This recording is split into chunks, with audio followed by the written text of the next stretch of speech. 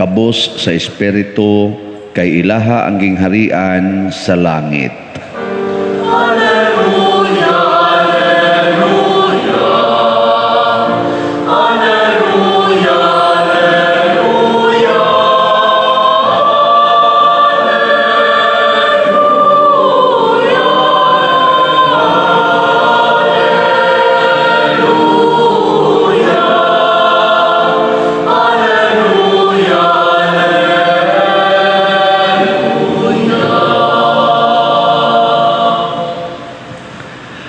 Ang Ginoo manaa kaninyo. Mana usab kani. Pagbasa gikan sa Santos nga Ebanghelyo sumala ni Marcos. Himayaon ikaw o Ginoo. Sa diha nga mulakat na unta si Jesus, may tao nga midagan ngadto kaniya, miluhod sa iyang atubangan og nangutana, maayong magtutudlo unsa may kinahanglan kong buhaton aron madawat ko ang kinabuhing dayon. Nangutana si Jesus kaniya, nganong miingon ka man nga ako maayo? Walay maayo gawa sa Dios. Nahibalo ka sa mga sugo, ayaw pagpatay, ayaw panapaw, ayaw pangawat, ayaw pamakak, ayaw panlimbong, tahura ang imong amahan o inahan. Mitubag ang tao, magtutudlo, nagtuman ako niining tanang sugo sukad pa sa akong pagkabatanon. Mahigugmaon sa Jesus nga mitutok kaniya og namulong. Usara kabutang ang kinahanglan mong buhaton, lakat og ibaligya ang tanan mong katigayunan og ihatag ang halin ngadto sa mga kabus ug maangkon mo ang mga bahandi sa langit. Nunya, balik nganhi ug sunod kanako.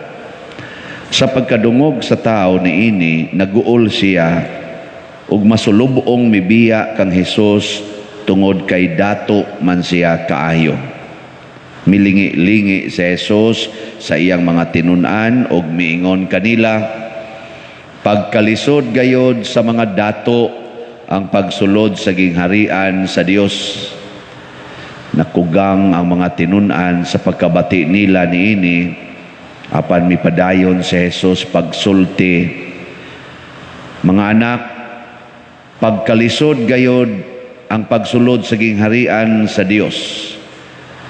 Mas lisod pa sa usa ka dato ang pagsulod sa gingharian sa Dios kaysa usa ka kamilyo paglusot sa lungag sa dagom. Nahibulong pag-ayo niini ang mga tinun-an og nagpangutan-anay, kung mao kana kinsa raman di ay ang maluwas. Mitutok si Jesus kanila og mitubag, dili kini mahimo sa tao apan mahimo sa Dios, kay ang tanan mahimo gayod sa Dios. Ang Ebanghelyo sa Ginoo. Daygon ikaw o Kristo.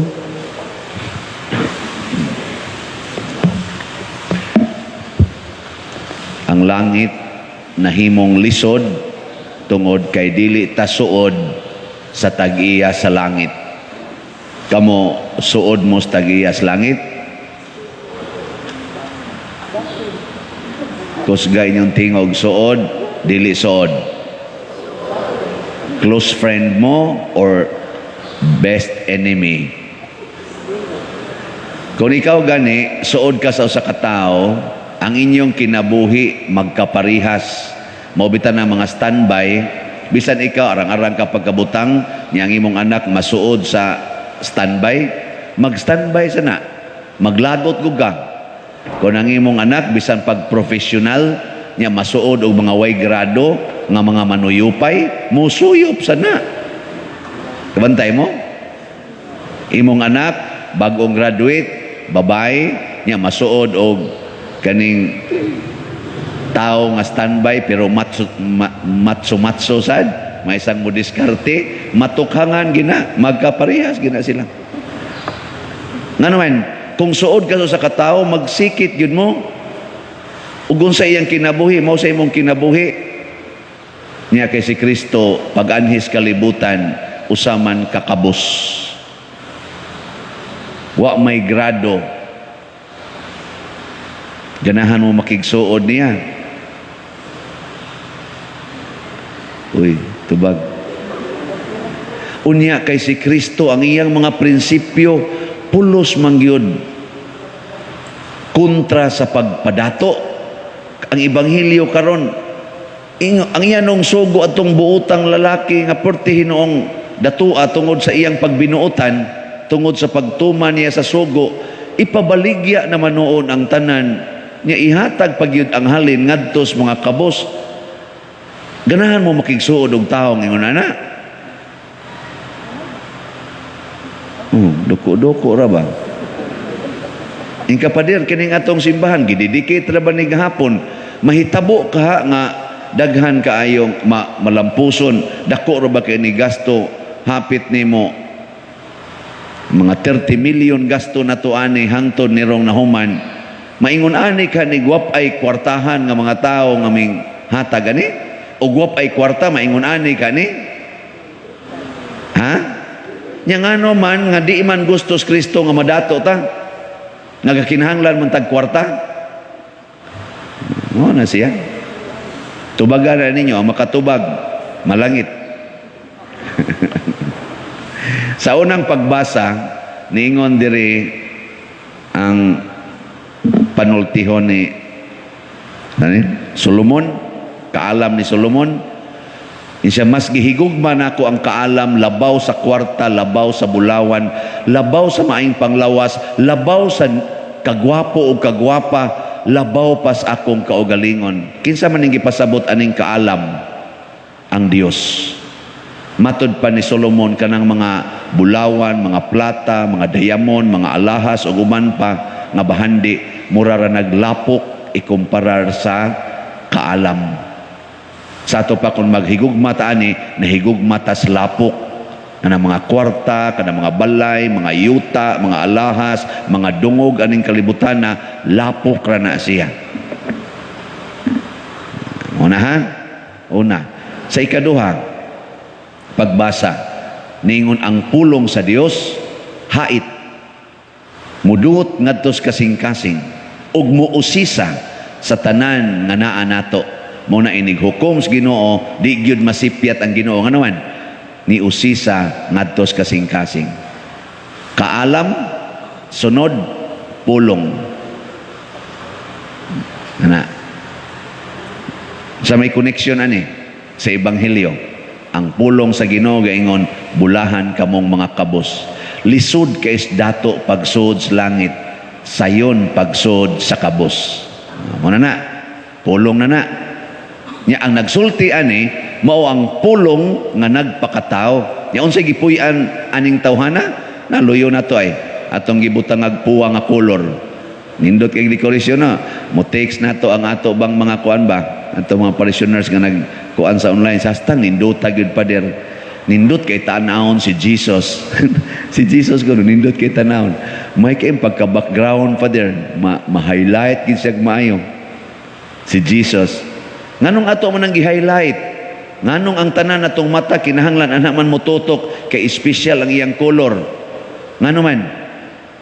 Aron makahibaw ta ang kaalam sa Dios nga mao si Jesus, ang pulong sa Dios nga mao si Jesus nga hait pa sa duhay suwab nga espada, nagpakatao ug nagpuyo sa kinabuhi nga angay puy-an sa usa ka tawo.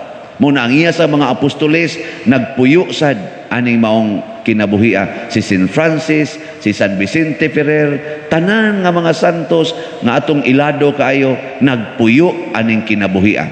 Karon kitang nanimba, ganahan mong mupuyo. Huy, panubag mo eh.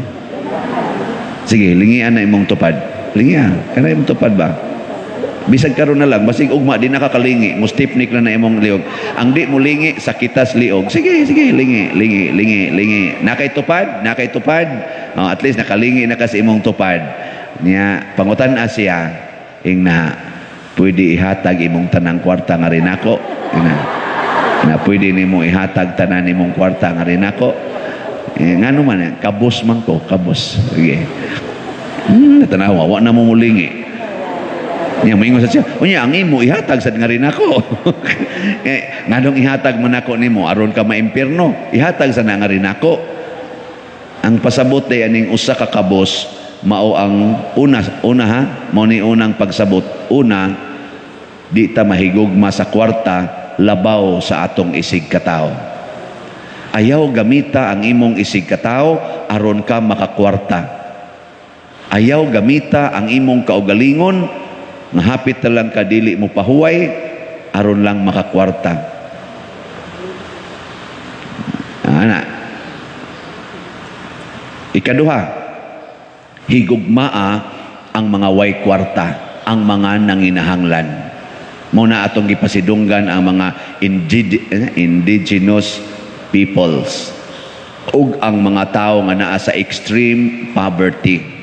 Muna dinhi sa tong parokya, manghatag tag mga bugas, magpatukod tag balay sa mga way balay nga kon grabe gyud kayo, pero giuna lang nato ang nag-alagad og simbahan.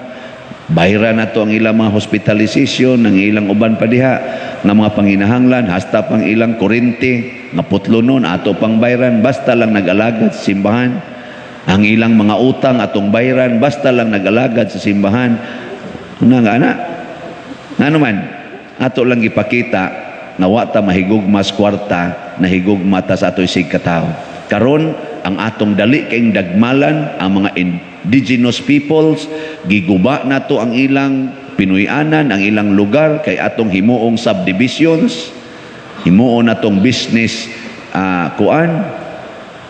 sa dengan centers, ang atong mga kabus nga naas daplin atong Itsapuira, gabi ibitaw, proud kayong atong mga atong mga children din nga kuyog yun sila, kada motorkid arigid sakay inubang akong sakyan dito na ayaw pa diha mis imong inuba pero primero ato magsigig pamuyag nga tusdan, magsigig una na ko kaknindo to ulok tablam ni dinhi tablam ni maglalay sila ba karon musabat na kusog na sa gayon gimaya ka Maria puno ka sa grasya abot dili tagaan da yung tag 50 hasta kusuga lagi tingog na ang di mo sabat dili tagaag 50 magkuntis ang tingog suga lagi nya nahigog mapatas kwarta panaugon tanay mo ram mga ilaga nga may ihugs kanal sa unab imat lang naong ana karon ingon isla padir ligo na mi option na di ka maligo wa kay kwenta asa ligo lagi usagod basa-basa ko basa pa man na imong shoot wa pa rin gihubo ko ni tanan dito ko siya ligo dagan dingan to gabi linya sila dito pag-abot Bisya Palma o magpanihapon ingon Bisya Palma walay amin walay amin ana las kamot ba pero linya gid sila kay mo amin ako Bisya do na kay mapari ani sa basta di mapatay pare ato nang higugmaon oy kaysa tinudanay ra ba kini mga indigenous peoples o kani mga kabos maubayan na sila ang tinuod nga manluluwas sila ang tinuod nga manluluwas kinsa may nag-care sa atong creation kinsa may nag-amping sa mga bungtod sa mga tubig sa mga sapa sa mga kahoy kinsay nag-amping ana nakusog jud kay mo amping ang mga nitibo ako nitib man sa kuntos bungtod perti may mo amping anang mga kahoy nga naman magamit man na namo mo nandi gina namo pamutlon nga way itanom ilisan ginagtanom pagsud sa mga negosyante illegal laging wa na itanom-tanom basta ka kwarta kinsa may nag-amping sa mga corals diha sa atong mga kabaybayunan nga di gyud tukuran og mga structure kay ang baybayon balaan ang mga mangingisda ang kanang naang mga kuan mananagat pagsud sa mga negosyante illegal fishing guba tanang corals kinsay nag-amping sa mga sapa aron magtinaw naa diha ang tuburan sa kinabuhi para sa mga kabos din aka mo palit nga tos carbon manikop na lang ka diha sapa nanay kuan diha uwang nanay piyo nanay diha bais among ngalag bais na pay pantat uban pa diha kinsa may nagkuan na ang mga taong nitibo pag-abot sa mga taong negosyante himog mga backyard kuan sana pigiris adto mububo ang ilang mga hugaw silang hayop nga to sapa wa na tay sapa nga limpyo pulos na hugaw kinsa may manluluwas nya ang mga kabos karon sige nang lunop-lunop kinsa may imong paadtuon tos imburnal para manguha ato mga lakop nga mga plastic nga niklag up ang mga kabos tagaan lang na nimog 500 kanon ahas na lapo ko pero kaning nagwali paadtua dito tagaig 1,000 siya oy muwali na lang ko 1,500 pa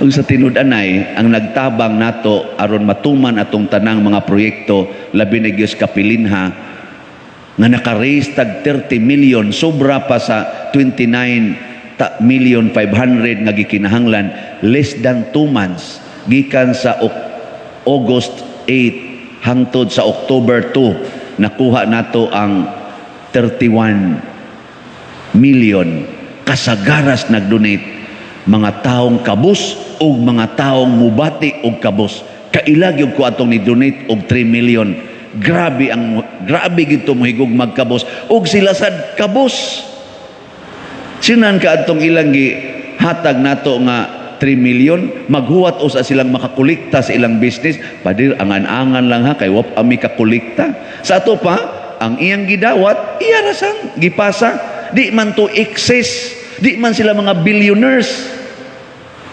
hasta sa itong ni-donate tulo ka buok tag 1 million di man sa itong mga billionaires di man sa itong mga millionaires igo-igo raman pero ang gugma nila bilyonaryo munang amazing kayo nganong nahimo ang maong donations na tigom nato 31 million less than 2 months o karon malipayo na sila ang atong mga nagdaas kapilinha ato ko nung soyag paminaw unsa ilang gisulti ambot masyo ba unahaw nato si ang presidente sa WAP Philippines si Brother Rinald Andales.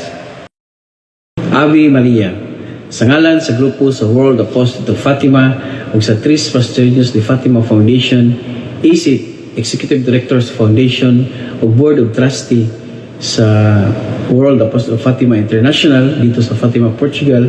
Kami dako kay nagpasalamat kang Father Shano Ubod sa iyang pagdawat isip chairman sa fundraising campaign sa pagpangita og pundo para sa pagpatukod sa kapilina di Fatima dinhi sa ato ang Archdiocese sa Cebu. Nakining kapilina ang ikaupat nga replika sa kalibutan ug una dinhi sa Asia ug sa Pilipinas. Ug pasalamat usab kami sa mga tao nga mitabang ni Father Shanos yang mga staff nga nihatag sa ilang tagatag sa kaugalingon para pag-abag ni Father Shano para sa pagdawat sa mga donasyon nga nagagikan sa atong nagkalinglaing mga devote sa tibuok kalibutan. Imagine sud lamang sa minus 3 ka bulan no more or less 2 months nga 2 months and 1 week nga ato yung nakuha ang atong aim nga 29,500 slot sa tag 1,000 pesos no nga og sa tinud-anay pagyud nilapas pa ta sa ato ang gitarget nga funding para sa pagpatukod sa kapilinha.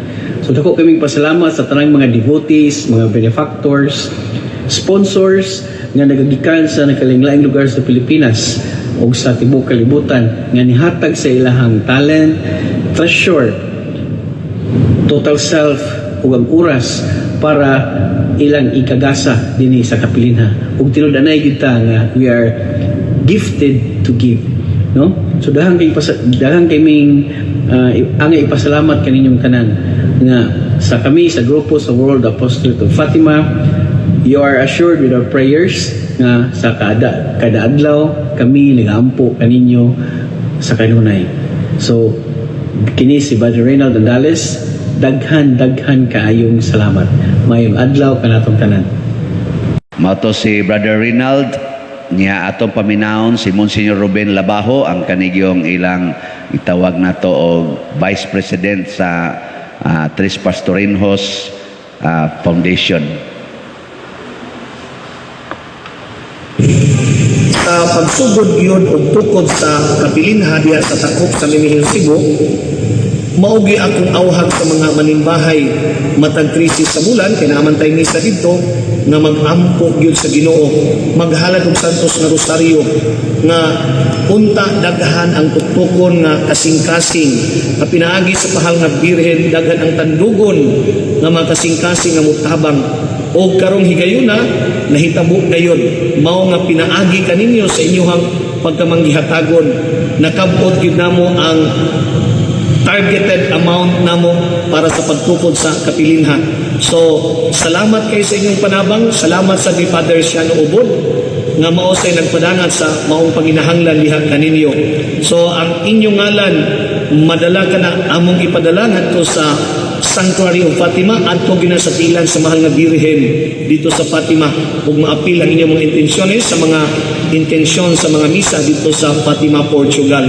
So hinaot ang atong kapilina mahimo na ng sentro sa panalangin sa Dios, sa healing, conversion.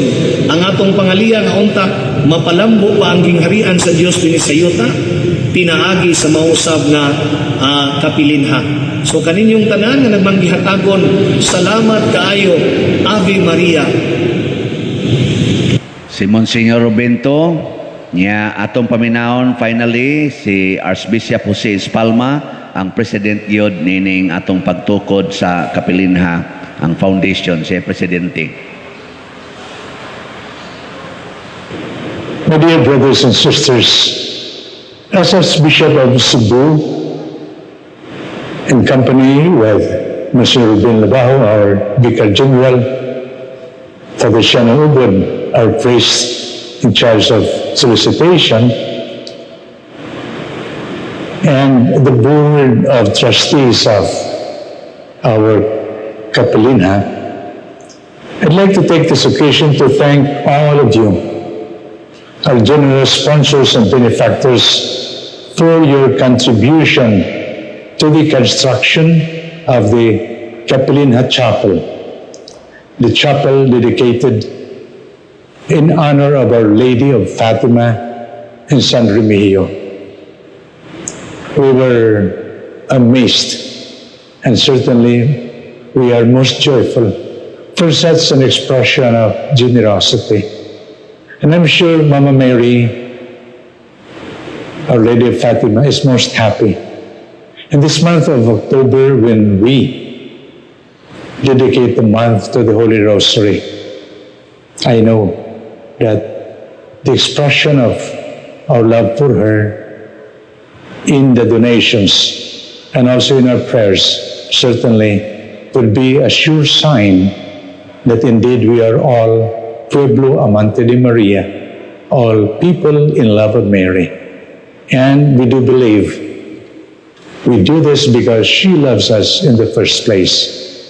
And so we know that with your donations, for the moment, we put a stop into the campaign, and we will we will continue the construction. We will give you updates of the progress. But today is an occasion for thanksgiving, for your gratitude, and for our belief that with Mama Mary with us, even with pandemic and even with our problems, we will survive, we will revive. May Almighty God bless you, the Father, and the Son, and the Holy Spirit. Amen. So salamat kay sa atong mga donors, benefactors.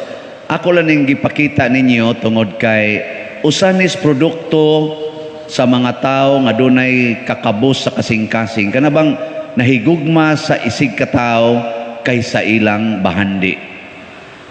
Madali kay silang mutunol. Kay kaning nahigugmas bahandi, kusog kay motorture siyang isig ka tao. Muna diri sa atong tubag sa Salmo Responsorio Puna kami sa imong gugma o Ginoo ug mag-awit kami tungod sa kalipay. Ang gugma motudlo gina nato, higugmaa ang imong isig katao, dili ang imong kaugalingon. Ang inahan nga nahigugmas kaugalingon, patyo niya ang bata sud sa iyang tiyan. Ang bana nga nahigugmas iyang kaugalingon, mangabit, biyaan niya iyang asawa. Ang asawa sang nahigugmas iyang kaugalingon, magyaw-yaw kanunay sa bana, niya mangabit pagyog panagsa. Ang kwarta ragyos bana pangitaon, niya gwa gani kwarta yaw-yawan. Niya di amay laing ni duol nga arang-arang og bulsa, hala tikasan sang bana. Unang bana mahibong lang taon, nganong sige naman lang kag wakli, niya siging kasuko, tuwa na despare. Mao na siya. Mga bungkag ang relasyon, mga bungkag ang atong kahimtang, ang mga taong daw kay kwarta, hangul kaya ng iyang yuta, kuralon ang iyang yuta, ang daan, mapitos na lang kaayo, di pagyud igo nga pitos, muluno pagyud, kay hastang agianas tubig, gikural na. Diba? Distraction ang ikahatag sa mga taong nahigugmas kwarta, nga gitawag natog dato. Ang nahigugmas kaalam sa Dios, tingali way kwarta. Gahapon sa Monsignor Siongo, Joseph Tan, ingon ako, uy, din amang ka ma-rich, rich naman kaayo ka. Nako, o lagi, dato kayo nyor ang parokya, pero ako, way sod ang bulsa. Wa ko'y gidaan, gamay ra. Di, ang ako sang gamay gida ako, sa tunol-tunol god. Pero, sa gamay, luk-luk lang. Pero wa ko mudahan na, kanang musod nga minilyon, di apay kausang gibusdakan ko og napo ka gitagaan kog napo ka bundles nga tag 1,000. Kani pa dir bisag unsay imong gamitan ana. Og ako gusto pa jud kog kwarta, bisag kuhaan lang to na kog mga 5 ka bundles, ang 5 akong ihatag sa parokya, mo pakpak ng parokya yes, grabihan pa dir. Ana waday kay baw katunga diya sa akong bulsa. Pero sa tinud-anay, bisag usa lang ka papel ato, wa jud ko'y gikuha. Nga naman, papunan usa na kog laing bandol, una pa nako kuhaon. Kinsay mo puno pa tog maduha to ka bandols, kuhaon na kong tunga. Wa gyud. Ang musod sa akong account, tag 10 million, tag 15 million, hatag ginatanan. Mangulikta pa ko dias Palawan, magbarog pa ko tag 30 minutos, usay mo abot pag usa ka oras. Tabok-tabok Palawan, Imwilier, ngadtos RD Punsiap, ngari na mas LBC. Ang tanang naktigom dito, kwintahon sa nas atong Finance Council to the last centavo, isubmit ang kadtong claim slip, maglista pagyos kwarta, ako pag inang kwintahon igabot ito, mag-check-check pakus notebook aron ma-monitor kung na kuha na ba or wapa. Wa gyud ko gikuha na. Usa ra gyud akong gikuha nga di unta mawa ang akong gugma sa simbahan. Nindog na ta. Nagato ako sa Dios Amahan, makagagahom sa tanan, magbubuhat sa langit ug sa yuta, ug kang Hesukristo iyang anak nga bugtong Ginoo nato, nga gipanangkon sa lalang sa Espiritu Santo, gianak ni Maria nga Birhen, gisakit sa sugo ni Poncio Pilato, ilansang sa krus namatay ug gilubong, mikonsad sa mga minatay sa ikatulo ka adlaw na banhaw, mingsaka sa langit ug nagalingkod sa tuo sa Dios nga Amahan, makagagahom sa tanan. Gikan dito mobalik siya aron paghukom sa mga buhi ug sa mga minatay. Nagato ako sa Espiritu Santo, sa Santa Iglesia Katolika, sa kaambitan sa mga santos, sa kapasayloan sa mga sala, sa pagkabanhaw sa lawas ug sa kinabuhing dayon. Amen. Ato rong himuon ang novena prayer para sa atong mahal nga Birhen sa Santo Rosario, ang atong segunda patron.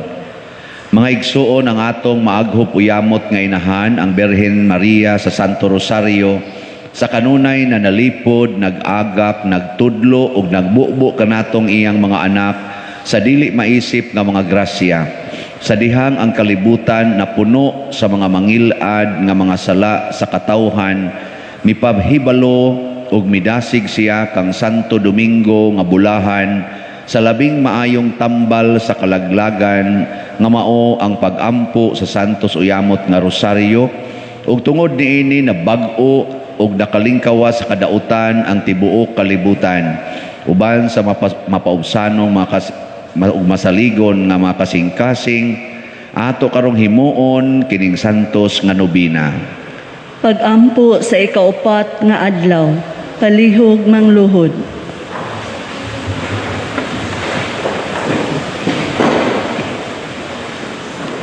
Maghimaya ka Maria, puno ka sa grasya, ang Ginoong Dios anaa kanimo, tungod sa dako iyamot nga pagpahiuyon mo sa kabubuton sa Dios. Ang Ginoo anaa kanimo tungod sa hingpit mong pagkaiusa sa anak sa Dios, tungod sa malipayon mong pagpakigsandurot sa imong anak nga si Jesus, kay ikaw man gayud ang matuod niyang inahan. Ang Ginoo anaa kanimo kay sama ka sa iyang labing hinigugma nga alagad, sama ka sa iyang labing pinalangga nga esposa, ug sama siya sa anak nga labing matinahuron ug masinugtanon sa iyang inahan nga mahigugmaon o yamot. Ug kay anaa man sa kamot mo o halangdon nga rayna, ang mga kagahuman sa Dios nga labing gamhanan sa nga tanan, tabangi kami nga ang imong dalaygon o yamot nga anak moanhi o magpuyo dinhi kanamo, aron pagpaanyag sa among kalag ug pagbag-o sa among mga kagawian. Himua kaming takos nga puloy-anan sa anak mo, tungod sa among mahigugmaon ug matuhuong pagkalawat sa iyang lawas ug dugo. Amen. Sa hilom, ato karong pangayoon sa Ginoo ang atong mga panginahanglan pinaagi sa Birhen sa Santo Rosario. Palihog manindog.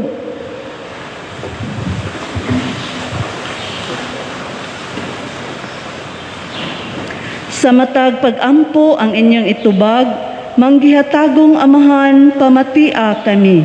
Manggihatagong amahan, pamatia kami.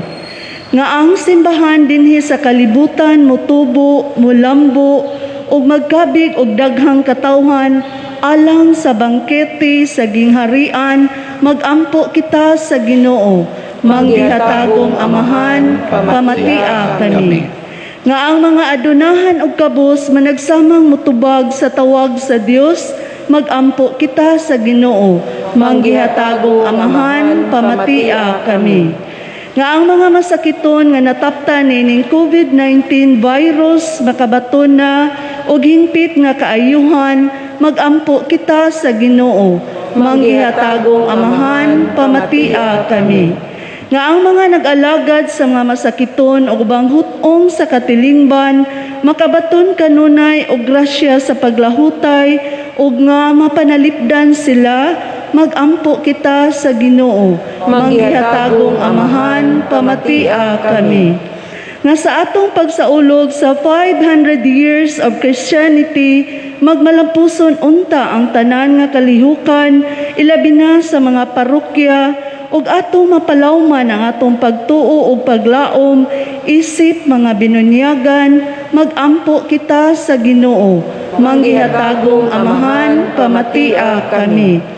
Nga ang sulugoon sa Dios, Teopilo Kamumot, Obispo, mabayaw na sa kadungganan sa altar, magampo kita sa Ginoo. Manggihatagong amahan, pamatia kami. Alang sa mga proyekto dinhi sa atong simbahan nga pinaagi sa pangama o paggiya ni San Vicente Ferrer, magmalampuson og mahuman unta, sumala sa atong mga giplano o gipangandoy, magampo kita sa Ginoo. Manggihatagong amahan, pamatia kami. Alang sa tanang mga benefactors o donors sa atong simbahan nga mihatag og pinansyal og lain-laing hinabang, ug alang sa mga nagtrabaho dinhi sa atong mga proyekto nga hatagan unta sila sa Ginoo ug daghan pang mga grasya sa ilang kinabuhi, malikay sila sa mga kadautan ug molampos unta ang tanan nilang mga paningkamot. Magampo kita sa Ginoo, manggihatagong Amahan, pamatia kami. Nga ang mga nangamatay magpuyo na sa puloy-anan sa Ginoo ug magsadya dinha sa bangkete sa kinabuhing walay katapusan. Magampo kita sa Ginoo, manggihatagong Amahan, pamatia kami. O Dios, kinsang bugtong anak, pinaagi sa iyang kinabuhi, kamatayon o pagkabanhaw, nakakabot alang kanamo sa mga ganti sa kaluwasang tunhay. Itugot among gipangamuyo, nga kami nga nagpalandong sa mga misteryo sa Santos Uyamot nga Rosaryo, sa bulahan nga Birhen Maria, makasunod unta sa ilang gipasabot o makakabot sa ilang gisaad, pinaagi ni Kristo nga among Ginoo. Amen.